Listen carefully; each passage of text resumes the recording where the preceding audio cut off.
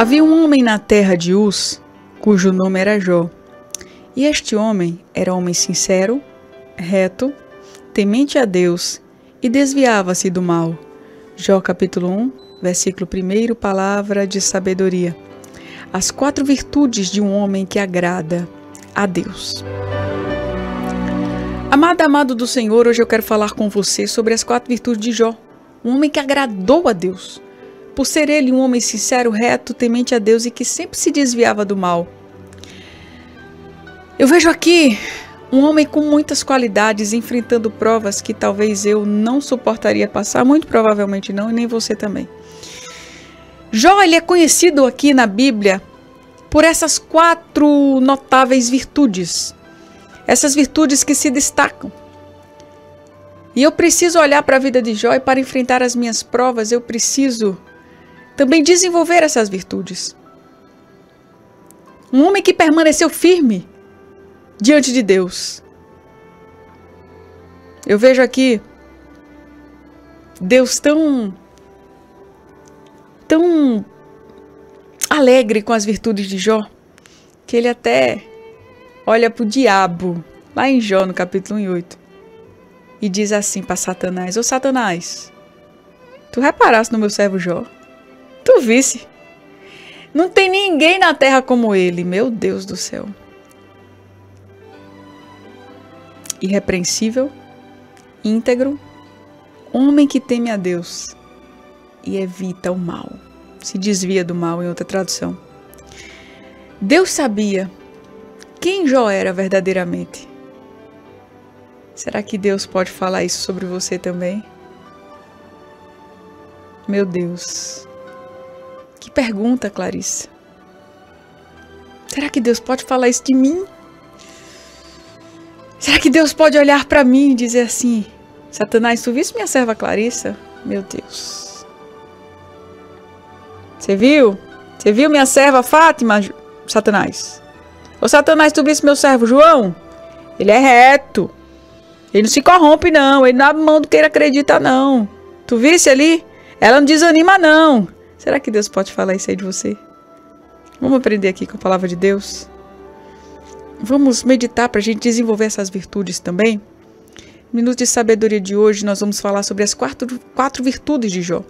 Primeiramente, eu observo uma virtude linda e que eu preciso desenvolver, que eu preciso cultivar. É a sinceridade. O que é sinceridade, Clarissa? Defina de uma maneira bem clara. Amada, sinceridade é você ser transparente com você mesmo e com as pessoas ao seu redor.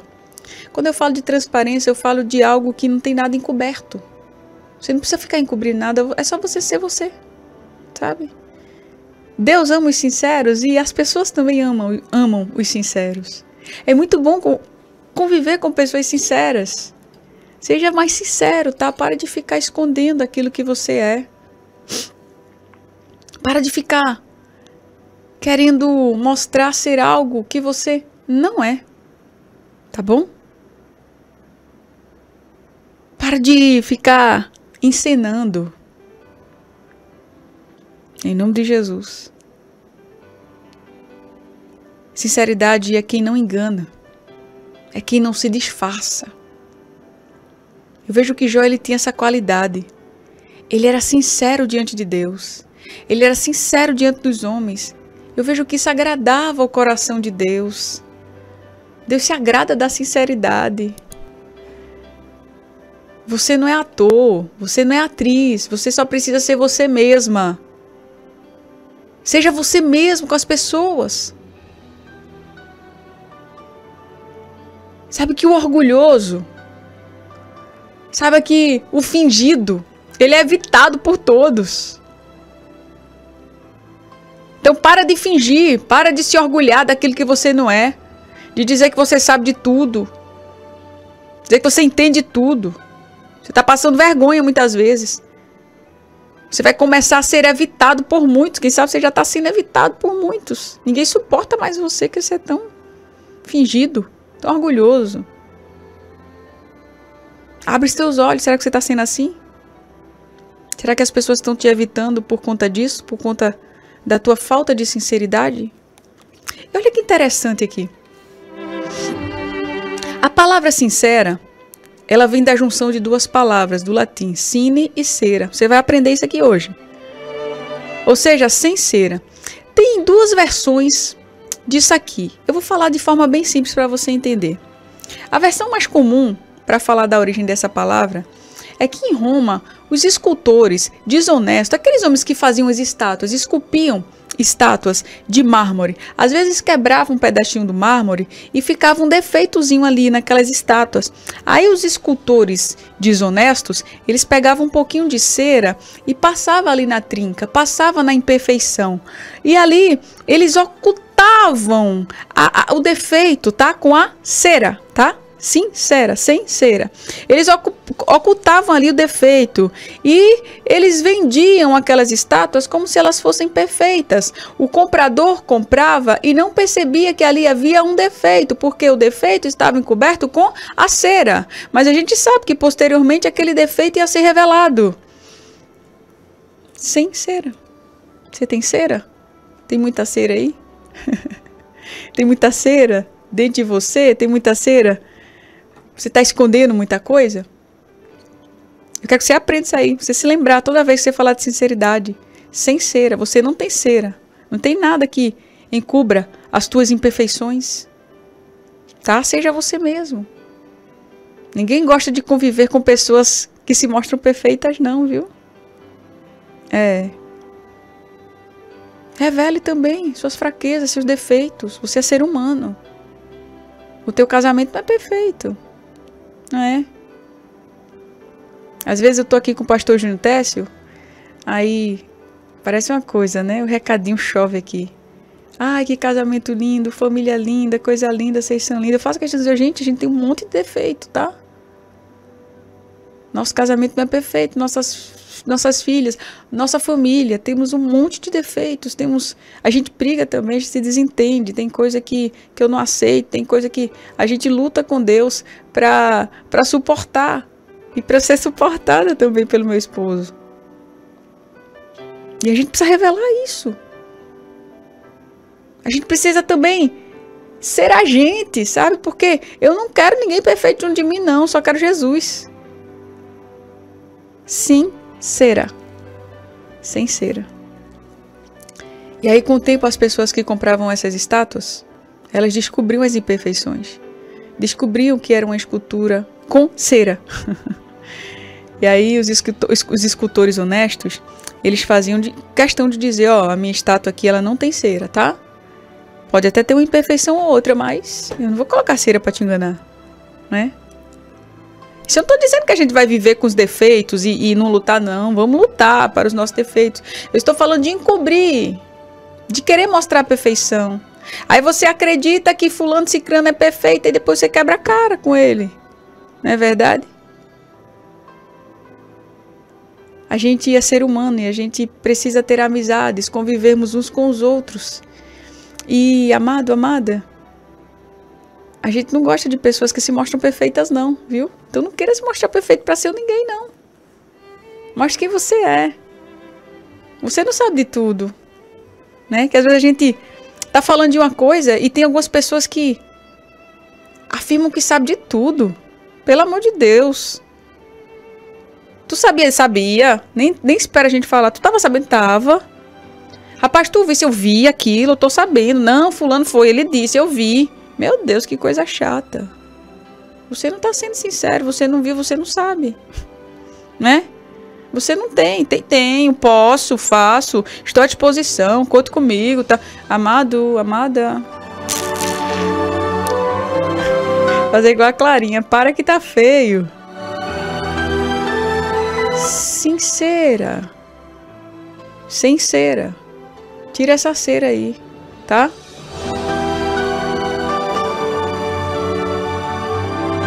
Revele quem você é.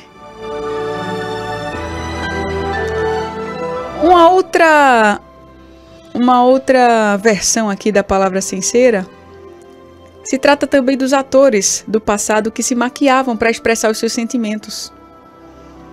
E aí, esses atores, eles colocavam ali uma maquiagem, eles podiam estar tristes, com o coração triste. E aí eles colocavam uma máscara. de cera. E depois da dramatização eles ficavam sem cera, eles tiravam aquela máscara. Tem tanta gente mascarado, tanta gente que na igreja é uma coisa e fora da igreja é outra. Que junto com os irmãos age de uma forma e longe age de outra completamente diferente. Lá em 1 Crônicas, no capítulo 29, 17, a Bíblia diz: bem sei eu, Deus meu, que tu provas os corações e que da sinceridade te agradas. Eu também, na sinceridade do meu coração, voluntariamente dei todas essas coisas. E agora vi aqui com alegria que o teu povo que se acha aqui voluntariamente te deu. Eu vejo essas palavras aqui, numa oração de Davi, falando das ofertas levantadas para a construção do templo. Davi está dizendo aqui: olha Deus, o povo deu de coração sincero, voluntário. Eu sei que o Senhor se agrada disso. Eu não posso chegar diante de Deus dizendo: ah, Deus, eu tenho lutado muito contra o pecado, Deus, eu me esforço muito, Deus, eu vou fazer assim, eu vou fazer assado. Amado, mostre a Deus quem você é, não adianta. Se com os outros já não funciona, com Deus que não funciona mesmo. Sinceridade é uma virtude. É uma virtude. E que eu devo cultivar, que eu devo desenvolver. Davi aqui está dizendo: Deus, eu sei que o Senhor não posso enganar com a minha religiosidade. Eu sei que o Senhor não posso enganar escrevendo mensagenzinha no meu Facebook para dizer que eu sou muito crente. Porque o Senhor sabe que eu preciso melhorar muito. Né? Eu não tô recriminando aqui quem põe mensagem no Facebook, não, tá? Ponha mesmo, versículo. Eu estou falando de pessoas que não são aquilo e querem exteriorizar o que são. Querem mostrar que são. Querem mostrar que são religiosos, né? E olha a Bíblia ali, pega algumas palavras da Bíblia para citar em momentos oportunos, até para defender coisas antibíblicas, usam a própria Bíblia para mostrar que são aquilo que não são. Deus abomina isso. E Ele ama a sinceridade, Ele se agrada da sinceridade. Sinceridade. Outra característica que eu vejo em Jó aqui é que ele era um homem reto. O que é um homem reto? É um homem que não se desvia. É um homem que não tem curvatura. É um homem que vai sempre na mesma direção. Sabe como é que você alcança isso? É você ter a Bíblia como seu manual. Não tem um manual de instruções que muitas vezes a gente não lê? Às vezes a gente estraga uma coisa porque não lê. Um dia eu comprei um kit de slime. Só quem é mãe sabe o que é slime. Mas eu vou explicar para você o que é slime, se você não sabe. Slime é aquelas massinhas que as crianças fazem, né? Aí vinha com um manual de instruções, eu não li. E aí eu peguei com a Alice e misturei tudo lá e a slime ficou uma meleca, não prestou. Aquela massinha bem grudentinha, mas que quando faz da forma certa, ela fica bem gostosinha de brincar, né? Eu amo fazer isso aqui com a minha filha. Quem sabe fazer a Clarinha, só que nesse dia a Clarinha não tava e eu não quis ler as instruções. Eu comecei a misturar com a Alice é pequenininha, não prestou. A Bíblia tem que ser o nosso manual de instruções, senão vai dar errado. Senão a gente vai se desviar. Senão a gente vai perder o caminho, perder o alvo. Jó era um homem reto.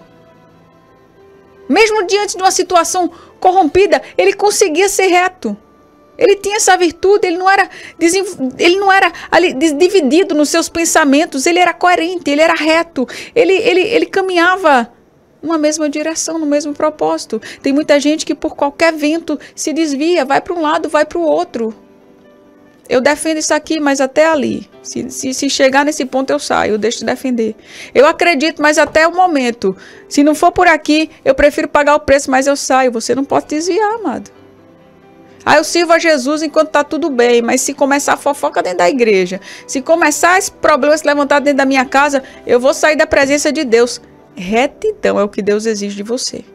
Retidão é o que agrada o coração de Deus. Eu não posso estar me curvando para esse mundo. O mundo se curva, mas nós continuamos de pé. A multidão se curva, mas Sadraque, Mesaque e Abidnego continuam de pé. Você se curva ou você continua reto? Outra virtude de Jó é que ele era temente a Deus. Amado, amada do Senhor Jesus, temer a Deus não é ficar assustado, não é ter medo de Deus. É ter reverência. É acreditar nele, que sob ele está o domínio de todas as coisas. É saber que é melhor estar na presença de Deus do que se entregar ao mundo. A Bíblia me diz que o temor do Senhor é o princípio da sabedoria. Jó, ele sabia ser temente a Deus. Ele respeitava o Senhor, reverenciava o Senhor, procurava agradar a Deus em tudo que ele fazia.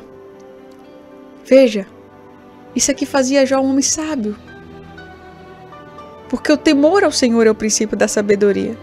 E por fim, Jó, ele se desviava do mal. Desviar significa se afastar, mudar o rumo. E é isso que Jó fazia, ele fugia da aparência do mal. Quando o mal vinha, ele corria. Igual José, lembra? Quando a esposa de Potifar veio tentar José, ele deu uma carreira maior do mundo, ele não foi conversar, explicar a ela, olha minha filha, eu não posso ficar aqui, que você sabe, né? O seu marido confia em mim. E imagine José ali conversando com ela, e ela acariciando José, e José tentando explicar para ela por que ele não poderia continuar ali. José não ia explicar nada, José ia cair no pecado. E aí José foi sábio, ele correu.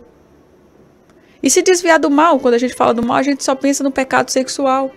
Mas desviar do mal está abrangindo aqui todas as áreas, em viver uma vida santa, irrepreensível, diante dos homens e diante de Deus principalmente.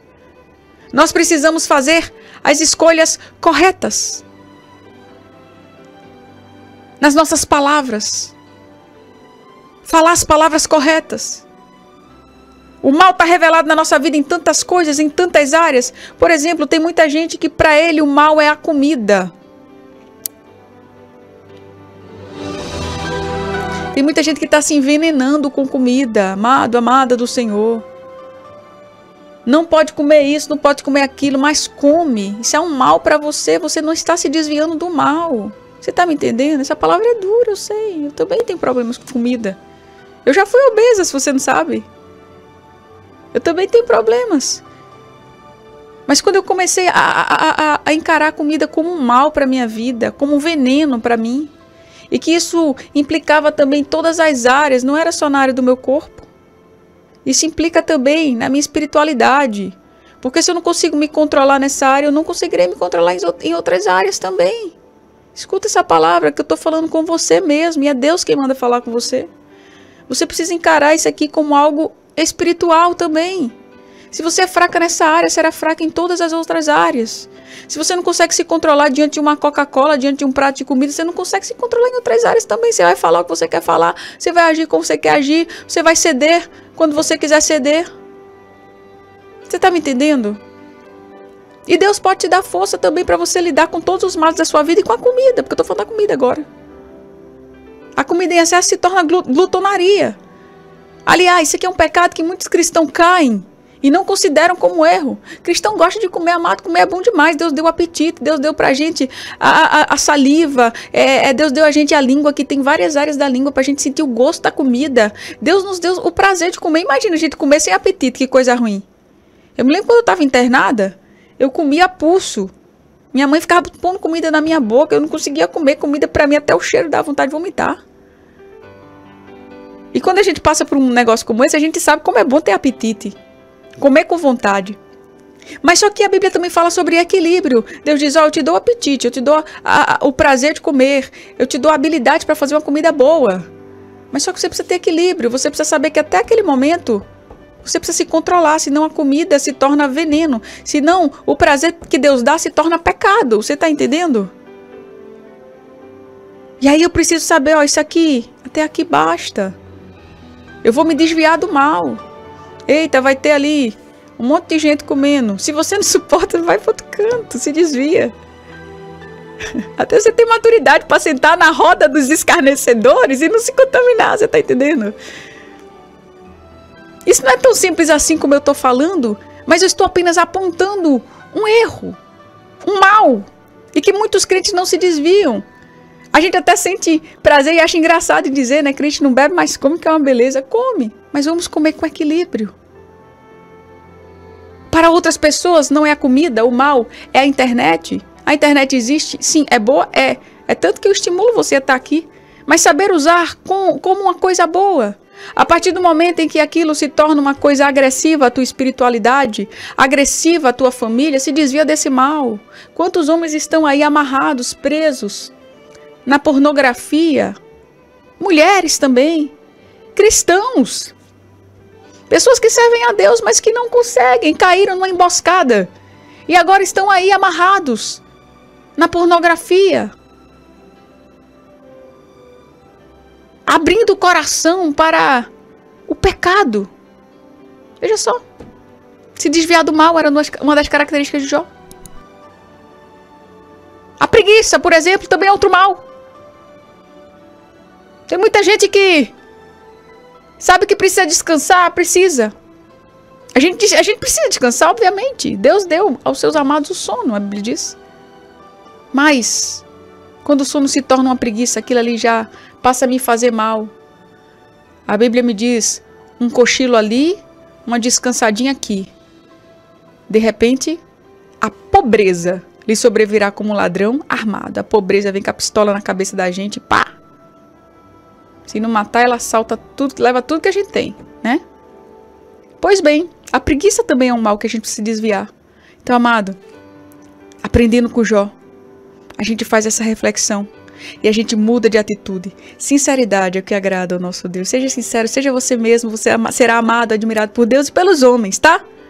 Seja sincero, seja você, não precisa ficar encobrindo, passando cera, mostrando ser o que você não é não, tá? Reto. Não se curve para as coisas desse mundo. Sincero, reto, temente a Deus, que é o princípio da sabedoria, e se desvie do mal. Coloque em prática na sua vida. Nós não somos perfeitos, não, isso aqui é verdade. Mas nós podemos buscar em Deus essas virtudes. Que Deus abençoe você. Que Deus te ajude. Guarda esta palavra no teu coração e se tu uma bênção para a glória do nome de Jesus. Amém.